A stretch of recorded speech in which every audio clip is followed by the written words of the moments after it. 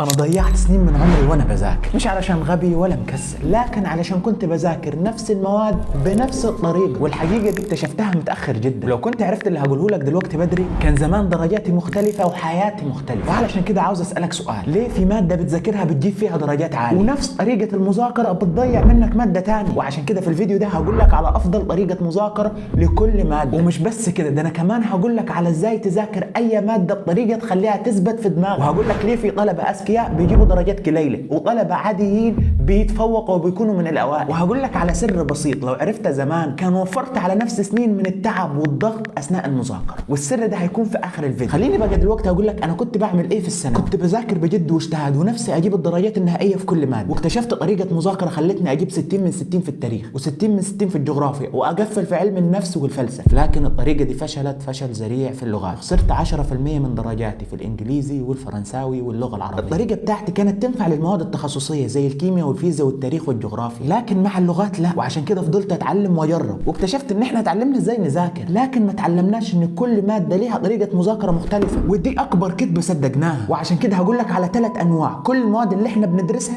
بتيجي تحتيها، ولو فهمت ال3 انواع دول بس اضمن لك نتيجتك هتتغير في اخر السنه. رقم 1: المواد المفاهيميه. النوع ده من اسمه واضح، مواد بيكون فيها مفاهيم وتعريفات كتير، حلقات، عمليات.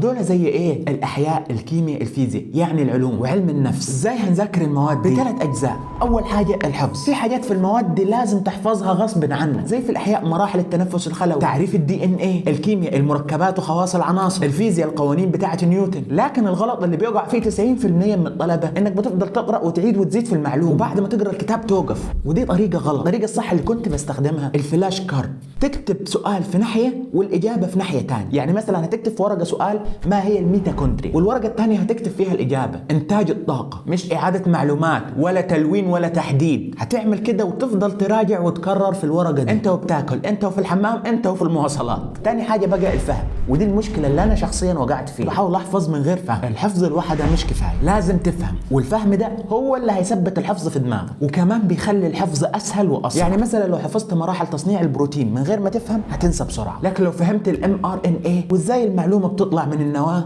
الحفظ هيجي واحده واحده. وعشان تزود فهمك اعمل جداول المقارنات او الربط. يعني مثلا تقارن بين الحمله الفرنسيه على مصر والحمله الفرنسيه على الشام، تقارن بين البناء الضوئي والتنفس، هتعرف ازاي الفلزات غير لما تقارنها باللا فلزات. وخد الحته دي 1% بس يعرف. اعمل جداول فاضيه وعبيها انت من دماغك بعد ما تذاكر الدرس، صدقني المعلومه هتطبع هنا مش هتخرج. بعد ما حفظنا وفهمنا التطبيق، حل اسئله كتير جدا، لان الامتحان مش بيشوفك انت فاهم ولا لا، الامتحان بيقيس قدرتك على التطبيق اللي انت فهمته. فلازم تحل مسائل فيزياء كتير في القوانين، والكيمياء مسائل التفاعل، والاحياء اسئله الربط والتحليل. حل الاسئله اللي في كتاب المدرسه والملخص ومذكره الاستاذ، واسمع فيديوهات المراجعه، وراجع نماذج الاجابه، شوف ايه عملتها صح وايه عملتها غلط. احفظ الاسئله اللي حليتها غلط. اغلب الطلبه هنا بتوقع لان هي عاوزه حد يشجعها ومجتمع يدعمها، وعشان كده عملت قناه مستر قريفاني على الواتساب، ننزل نصايح بشكل مستمر وتحديات، وهنتفاعل مع بعض بشكل افضل، وكمان هنعمل فرص ومنح وهدايا. اشترك في قناه الواتساب هتلاقي الرابط في وصف الفيديو. خلصنا اول نوع الصدمه، بقى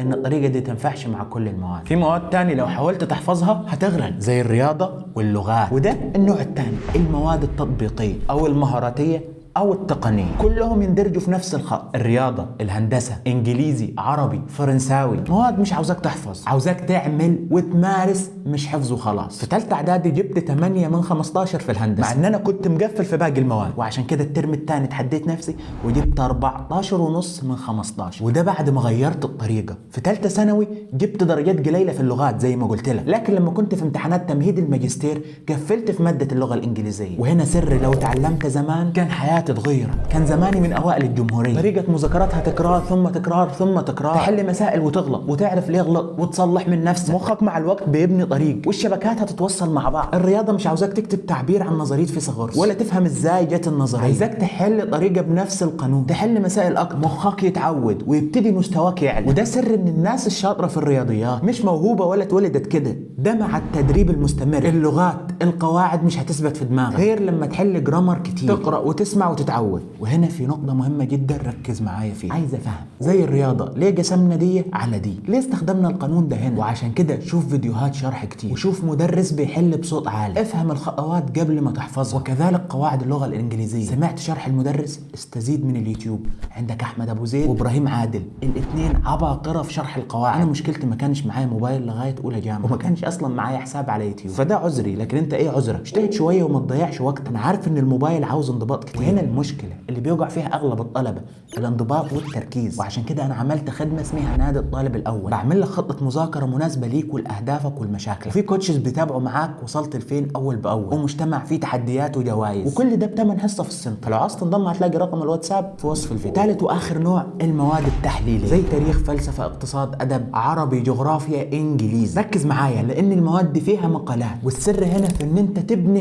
هيكل يعني قالب ثابت. الهيكل بيبتدي بالحفظ والتطبيق. يعني إيه؟ يعني تحفظ التعريفات والأرقام في التاريخ، وبعد كده تشوف أسلوب الكتابة اللي تعبر بيه عن الحفظ بتاعك، زي مثلا هياكل المقدمات، بعد كده شرح الفكرة، وبعد كده تطرح أمثلة، يعني تاخد شكل الإجابة بتاعة المدرس. وبرضه ممكن تشوف إجابات الطلبة المتفوقين، شوفهم بيكتبوا إزاي وبينظموا الكلام إزاي في المقال. وآخر حاجة تعملها التدريب، اكتب مقالات كتير، ومع الوقت هيكون ليك أسلوبك الخاص. بس تبعش نفس الافتتاحية ونفس الختمة في كل موضوع، خليك كرييتيف، افهم إزاي بتتحط. تبتدي بسؤال، تبتدي بتخيل، تبتدي بقصة. أما بقى السر اللي فرق معايا وغير درجاتي إن مفيش مادة تندرج تحت نوع واحد، يعني مفيش مادة مفاهيمية 100% أو مهارية 100% أو تحليلية 100%. يعني الإنجليزي ذكرناه في أكتر من موضوع، في المهارية والتحليلية، في جزء عاوز مهارة زي القوانين، وجزء تاني عاوز تحليل زي المقالات والباراجراف. أنت لازم تمزج الطرق مع بعض حسب كل مادة، ولو فهمت إن كل مادة ليها طرق مختلفة للمذاكرة كده أنت هتجيب درجات أعلى بمجهود أقل جدا. وده من أصعب الأجزاء، إن أنت تعرف طريقة مذاكرة كل مادة بالتفصيل. وعشان كده أنا بالنيابة عنك عملت لك سيستم تمشي عليه خطوة بخطوة، ذاكر إيه إمتى وإزاي، وجروب داعم ليك، ولايف هكون معاك فيه شخصيا. لو عاوز تشترك شوف وصف الفيديو.